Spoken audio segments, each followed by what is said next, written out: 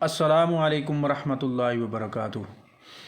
بخاری شریف کی ایک حدیث پاک ہے کہ حضرت عقبہ بن عامر رضی اللہ عنہ سے روایت ہے، نبی کریم علیہ الصلوۃ والسلام شہدائے احد کے لیے اس طرح دعا کی جس طرح میت کے لیے جنازے میں دعا کی جاتی ہے۔ پھر آپ ممبر پر تشریف لائے اور فرمایا، لوگو میں تم سے آگے جاؤں گا اور تم پر گواہ رہوں گا، اور میں واللہ اپنے حوض کی طرف اس وقت بھی دیکھ رہا ہوں اور مجھے زمین کے خزانوں کی کنجیاں دی گئی ہیں۔ یا فرمایا کہ زمین کی کنجیاں دی گئی ہیں۔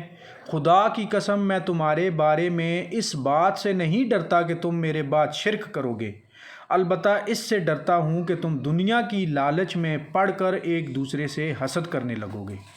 تو آج کل کے زمانے میں آپ دیکھیں کہ سب سے زیادہ جو گناہ ہے، سب سے زیادہ دوسروں کو اذیت دینے والا اور اپنی دنیا اور آخرت کا سکون تباہ کرنے والا اور اپنی دنیا اور آخرت کو خراب کرنے والا گناہ حسد، بغض، کینہ یہ لے بیٹھا ہے ہم مسلمانوں کو۔